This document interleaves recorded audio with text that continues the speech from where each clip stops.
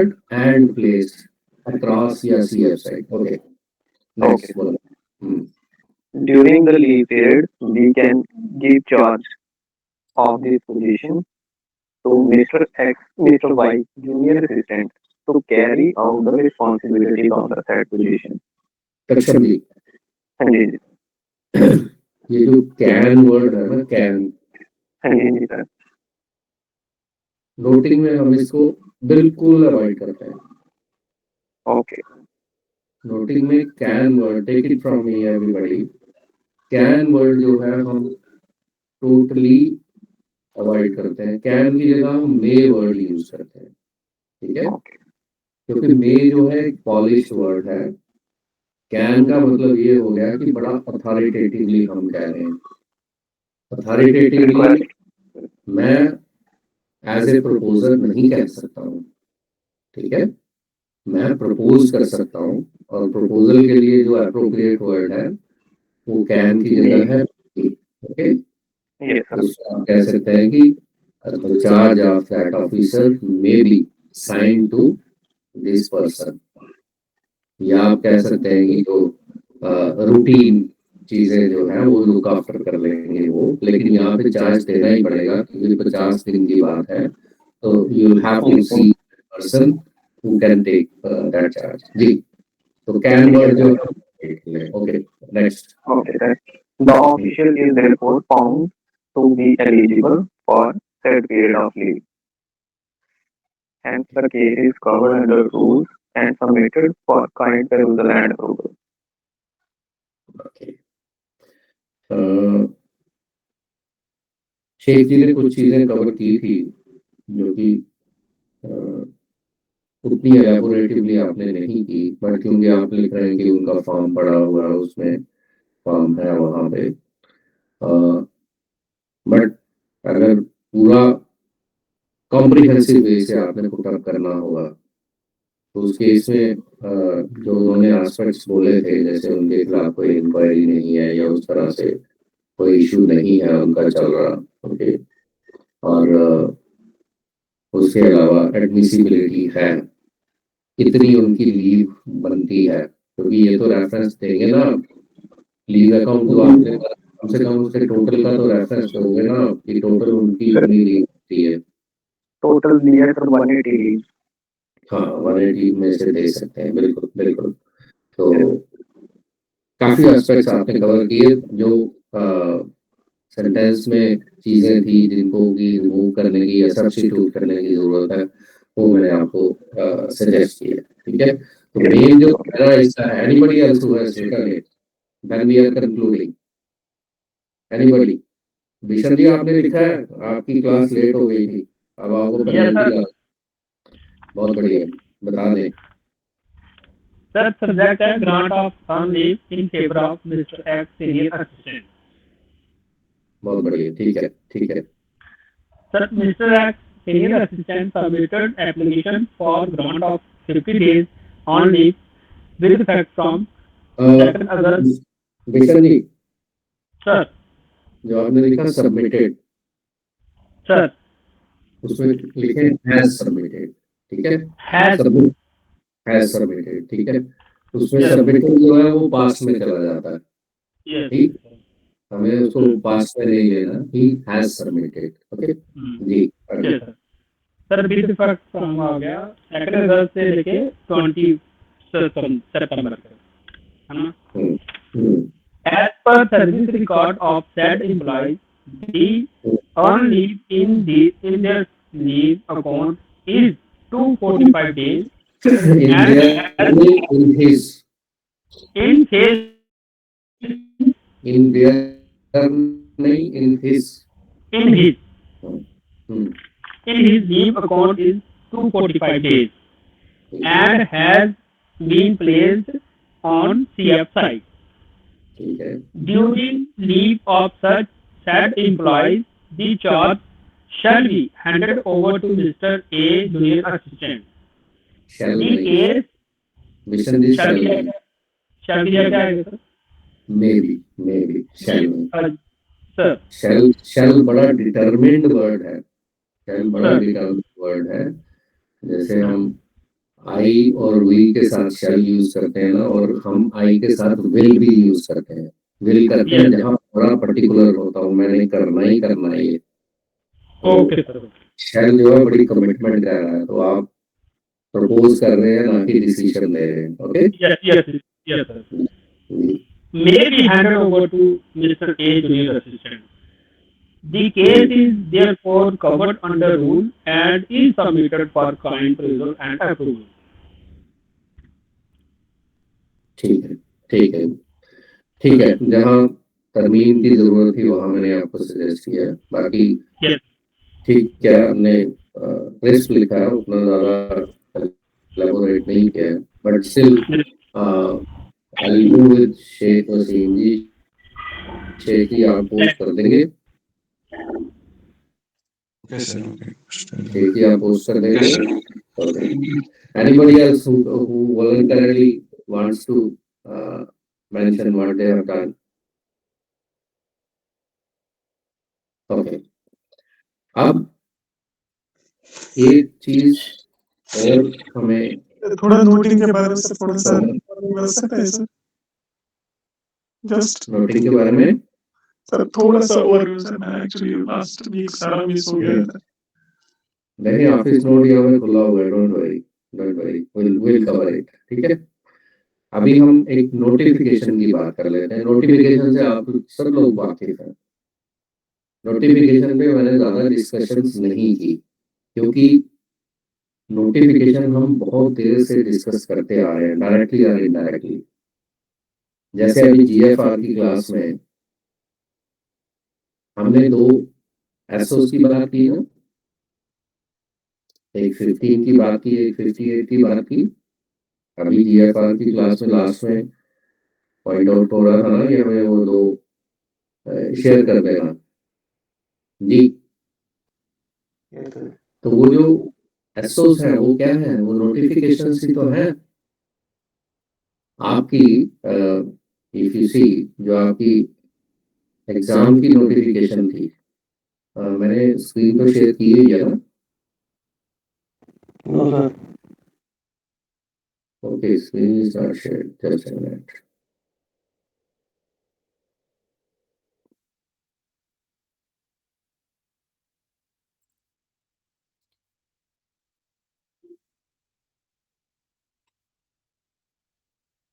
Okay, इस notification से आप भली भांति वाकिफ होंगे जी। Yes, sir. ठीक है, अब नोटिफिकेशन है क्या है? नोटिफिकेशन का क्या मीनिंग है? Is a form of communication which intimates and keeps record of comment in respect of promulgation of rules and orders, delegation of powers, और ये ऑफिशियल गैजेट में पब्लिश होती हैं।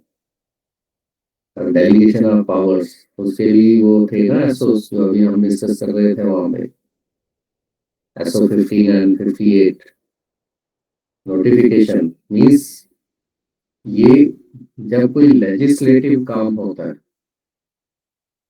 जो कि स्टैट्यूटरी नेचर का है, रूल्स रेगुलेशंस, जैसे आपने देखा होगा जीएसटी के रेट्स जो हैं वो नोटिफाई होते हैं।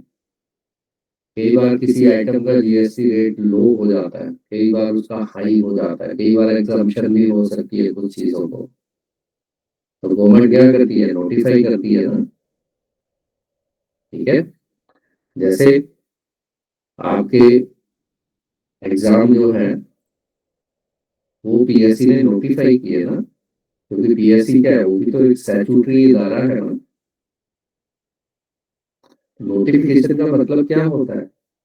नोटिफिकेशन का मतलब होता है कि उसके तहत फिर चीजें होंगी, उस नोटिफिकेशन के तहत आपको फुलफिल करनी है चीजें या उसको फॉलो करना है। वो रूल्स रेगुलेशंस हो सकते हैं, वो टैक्स के रेट्स हो सकते हैं, वो कोई टैरिफ का रेट हो सकता है, वो कोई डिपार्टमेंटल एग्जाम का नोटिफिकेशन हो सकता है जिसमें हर चीज लिखी जाएगी, उसकी टर्म्स एंड कंडीशंस जो भी होगा, फिर उसके बारे में लिखा जाएगा कब कब क्या होगा।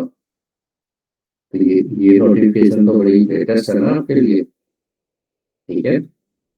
वैसे ही जो एसओस वगैरह इशू होते हैं, SO15 आप कह रहे हैं ये हमें शेयर कर देना, ये क्या है, नोटिफिकेशन ही तो है। जितने भी एसओस हैं वो सारी नोटिफिकेशन ही तो है। डेलीगेशन ऑफ फाइनेंशियल पावर्स का है, एडमिनिस्ट्रेटिव दूसरी पावर्स है। कौन जो है वो अप्रूव करेगा एक्सपेंडिचर, किसका कितना दायरा होगा,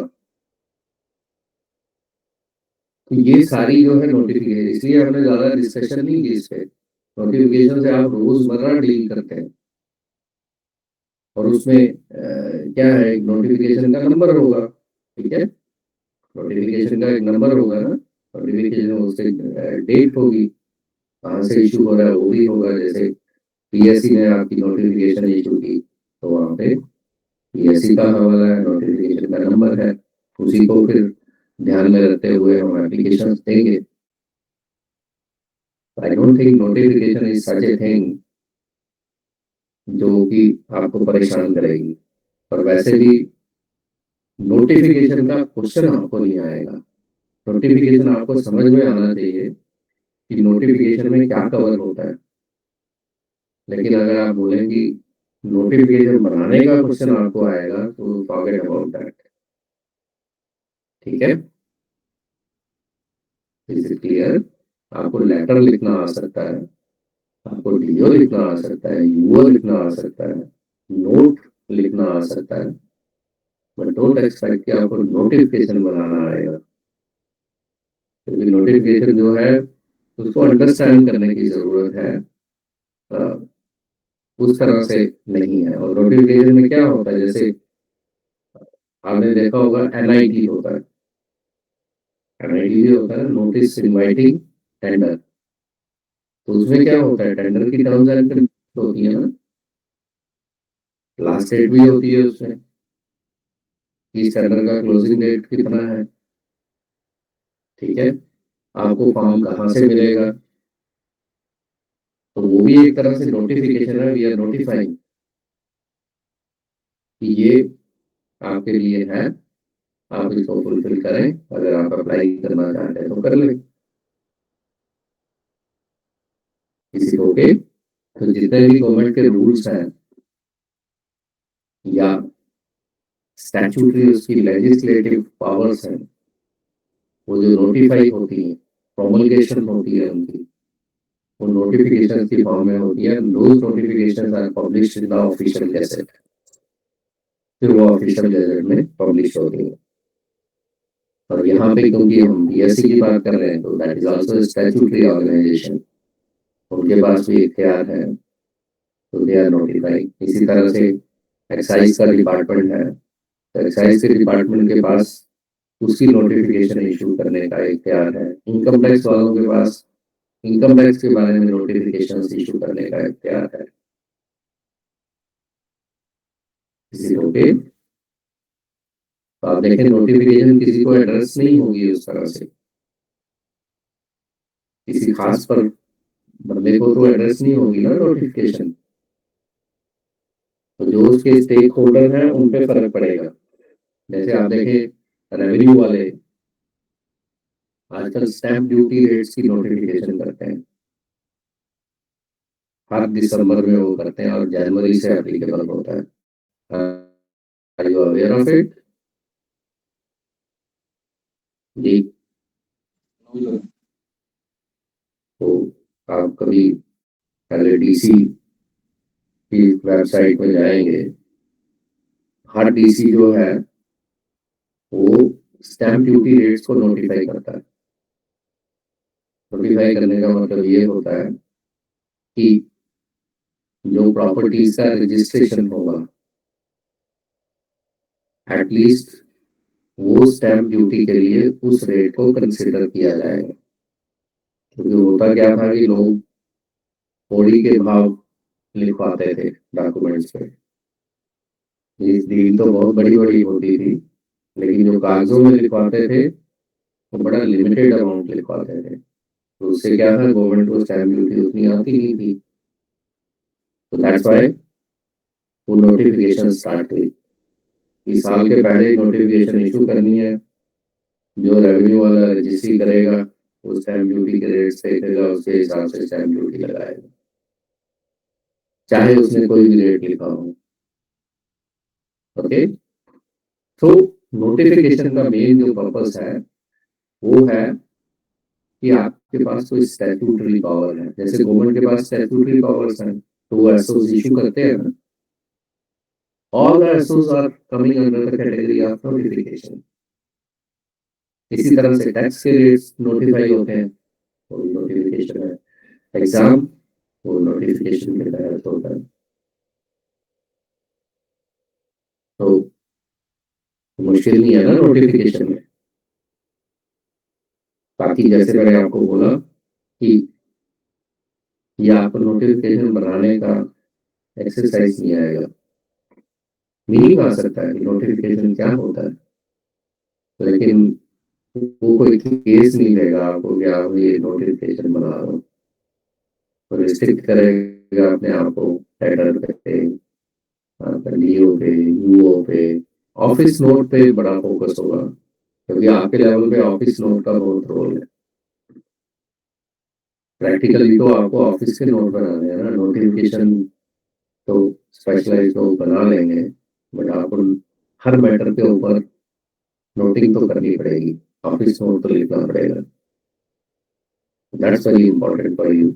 इसीलिए मैंने ऑफिस नोट पे बहुत जोर दिया और बहुत सारी प्रैक्टिस भी हमने की। इसके बाद भी ऑफिस नोट में आपको दूंगा, try it out even if the topic is changing from tomorrow, but you can continue to have exercises from me ताकि आपका वो चलता रहे, चाहे वीकेंड में ट्राई कर लेना उसको।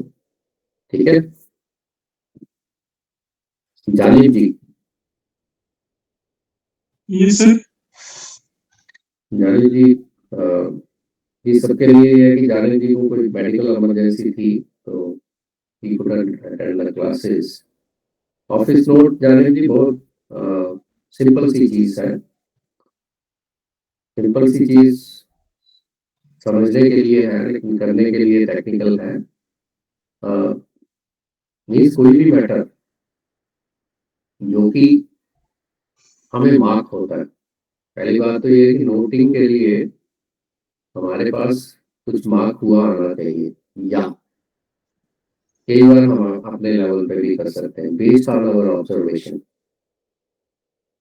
बेस्ड ऑन आवर ऑब्जर्वेशन भी हम कर सकते हैं। बेस्ड ऑन आवर ऑब्जर्वेशन का मतलब ये हो गया, सपोज किया मैं एस्टेब्लिशमेंट का क्लर्क हूँ, ठीक है, मैं एस्टेब्लिशमेंट का क्लर्क हूँ और मैं देख रहा हूँ लोग रोज ही लेट आ रहे, तो मुझे कोई मार्क करने की जरूरत नहीं है ना। मैं अपनी तरफ से नोट जो है वो इनिशिएट कर सकता हूँ कि मैंने ऑब्जर्व किया जी ये पंक्चुअलिटी जो है वो हो नहीं रही है, लोग अपनी मर्जी से आ रहे हैं। तो इन दैट केस में सुओ मोटो नोटिंग कर सकता हूँ without waiting for anybody to tell me, without waiting for any person to mark me anything। ठीक है, मेरे हायर अप मार्क नहीं करेंगे तो मैं अपनी तरफ से इनिशिएट कर सकता हूँ ना, तो वहां पे नोटिंग जो है वो मेरी तरफ से इनिशिएट हो जाएगी। But most of the time noting is initiated when you get some document, when you get some letter, when you get some order, when you get some application marked by your superiors। और फिर आपने क्योंकि process करना है उसको case को, और आप ग्रास रूट लेवल पे हैं तो आपको बेसिक से स्टार्ट करना पड़ेगा। तो पर्सन जैसे आज ही हम जिक्र कर रहे थे अर्न लीव के लिए किसी ने अप्लाई कर दिया, तो उन्होंने अप्लाई किया होगा, आपको फिर पुटअप करना है, आपने हायर ऑफिसर को पुटअप करना है। नोट लिखने का पर्पस क्या होता है, एक तो आपने उस मैटर को डिटेल में लिखना है, व्हाट दैट मैटर इज, जो जस्टिफिकेशन है या नहीं है उसकी, ठीक है। फिर आपने प्रपोज भी करना है कि उसमें क्या करना चाहिए। प्लीज अथॉरिटेटिवली नहीं करना है, सबमिशन करनी है, इसमें हम ये कर सकते हैं, ये चीज रूल में कवर्ड है, इफ अप्रूव हम ये कर सकते हैं। तो नोट लिखना जो है वो सबको आना चाहिए। स्टार्ट कहाँ से होता है नोट?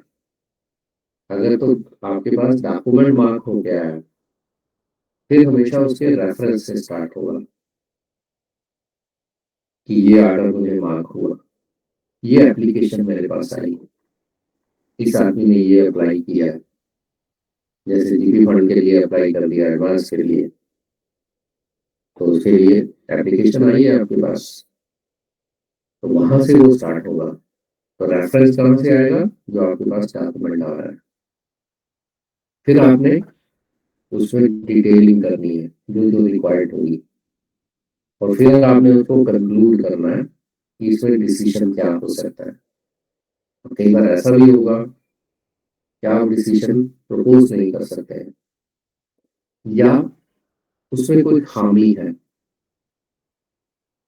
से जिस आदमी ने लीव को अप्लाई किया है उसके फॉर्म में कोई खामी है। ऐसे तो भाई बंदी के तौर पे आप उससे आउट ऑफ द वे लिखवा सकते हैं, या ये खामी है या ठीक करके दो, लेकिन अगर ऑफिशियली आप उसको लाएंगे तो फिर आपको पहले तो यही लिखना पड़ेगा कि ये जो केस है ये अभी फुली कंप्लीटेड नहीं है, इसमें इस डॉक्यूमेंट की कमी है। ठीक है, किसी का सुपर एनुएशन का केस है, सुपर एनुएशन का केस है, वो आपने प्रोसेस करना है। सुपर एनुएशन के लिए हमें सुपर एनुएशन का आर्डर होना चाहिए ना, तो उसके लिए भी प्रोसेसिंग करनी पड़ेगी, डिफरेंट फॉर्म्स लगेंगे उसमें, उसमें लीगल अकाउंट भी बनेगा उनका, उसमें उनकी जो एनओसीज हैं वो भी देखनी पड़ेगी हमें। तो से आपने वो वाला केस प्रोसेस करना है तो उसकी सारी डिटेलिंग करनी पड़ेगी। फिर उसमें से कुछ डॉक्यूमेंट जो है कहीं से एनओसीज उनकी पेंडिंग है, तो पहले तो आप यही कहेंगे कि हम वेट कर सकते हैं कि उनकी एनओसी आ जाए, हम उनको कहते हैं कि वो एनओसी जो है फटाफट लेके आए, या अगर हमने किसी को लिखा हुआ है एनओसी के लिए तो हम ये प्रपोजल दे सकते हैं कि वी कैन इशू रिमाइंडर। तो डिपेंड करेगा उस सब्जेक्ट की नोवियत पे कि उस सिचुएशन में आप क्या प्रपोज कर रहे हैं। Are you concluding the matter, are you in a position to conclude the matter, और it has to be further addressed. कई बार ऐसा हो सकता है कोई चीज आपको समझ में ही नहीं आ रही है,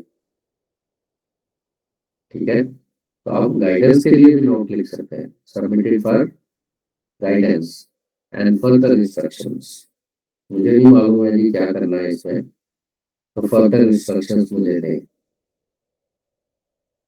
ठीक है, तो बहुत सारे पहलू उसके हो सकते हैं, डिपेंड करेगा किस नेचर का नोट आपको बोला जाता है लिखने के लिए। जाने जी क्लियर है? Thank you sir, okay sir. ठीक है, अब ये चीजें जो हमने की हैं, as I was telling you, I will give you an number of exercises. एक दो एक्सरसाइजेस आपके पास अभी भी पेंडिंग है, if you guys remember, am I right? जी, आपको याद है दो एक्सरसाइजेस आपके पास पेंडिंग है? Please remind sir. यूओ के दो केसेस थे आपके पास, एक वो I think security related expenditure पे था, और एक था शायद creation of post of lectures, कुछ ऐसे करके दो केसेस थे, आई स्टिल रिमेंबर। तो यूओ के आप ग्रुप में देखेंगे तो आपको मिल जाएगा उसमें, वो मैंने लॉन्ग बैक आपको दिए थे, मैंने आपको टाइम दिया था कि आप आराम से करना, बट वो आराम में हो ही नहीं पाए। तो वो भी ट्राई करिएगा, उसके अलावा मैं आपको और भी एक्सरसाइजेस दूंगा, और निखिल जी जो आपके लिए मैं बिल्कुल पाबंद हूँ, मैं अपने वर्जन भी रिवील करूंगा, but once you guys attempt it, ठीक है, पहले आप लोग अटेम्प्ट करें, उसके बाद तो कंक्लूजन तो है ही है, कंक्लूजन है ही है। ओके, तो सर एक क्वेश्चन था मेरा छोटा सा। जी जी पूछे। सर एसओज होते हैं और एक होते हैं एसआरओ। सर इनमें डिफरेंस क्या होता है? इनमें कोई डिफरेंस नहीं, दोनों एक ही चीजें हैं। फर्क क्या पड़ा, जब हमारी स्टेट हुआ करती थी, ठीक है, तो तो तब जो टर्मिनोलॉजी यूज होती थी वो एसआरओस की होती थी। And once reorganisation act was promulgated, then it became SOs, क्योंकि नेशनल लेवल पे एसओस इशू होते हैं, ठीक है। ओके स्टैट्यूटरी रूल्स ऑर्डर्स जो थे वो अब स्टैट्यूटरी ऑर्डर्स में कन्वर्ट हो गए, ओके। सो है एक ही चीज है, उसी को पहले एसआरओ कहते थे, आज हम एसओ कहते हैं। तो एक डेट के बाद वो टर्मिनोलॉजी जो है वो एसओस की शुरू हो गई है। दोनों ही नोटिफिकेशन है, ओके। जैसे अ, हम जो एनपीएस का पढ़ रहे थे, ठीक है, या हमने टाइम बोर्ड प्रमोशंस की बात की, तो एसआरओ कह रहे थे ना उनको, लेकिन आज की डेट में जैसे ये 58 इशू हो गया, तो दीज आर एसओस नाउ, तो one and the same thing, there is no difference, basic difference नहीं है, दोनों नोटिफिकेशंस है, लेकिन वो टर्मिनोलॉजी चेंज होगी आफ्टर रीऑर्गेनाइजेशन, ओके। क्लियर है जी?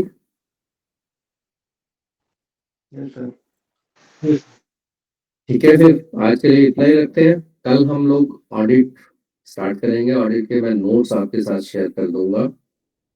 First will have the concept of audit, और फिर कोई उस पे एक्सरसाइज भी कर लेंगे, ठीक है। Okay okay then, see Thank you you, sir. All, thank you, thank you okay जी। सर। मिशन जी इनको बोल दें कल जल्दी क्लास खत्म करें जीएफआर की। ओके, मिशन जी पहले ही क्विट कर गए शायद। ओके देन, नहीं नहीं सर, जैसा कि चाहेंगे वैसे करेंगे सर। हाँ, इनको इनको माफ भी कर देना अगर कल भी ऐसा करेंगे, लेकिन वैसे रिक्वेस्ट कर देते हैं इनको भी टाइम पे छोड़ने, आपका सर ध्यान रखें। इनके साथ चलेंगे हम, इनके साथ पीछे पीछे। चलो ठीक है, वो इनको ही फॉलो करना है हमने, हम तो बड़े पुराने लोग हो गए ना। सर ठीक है जी, okay then, good thank bye. You sir. Thank you जी, थैंक यू, ओके ओके।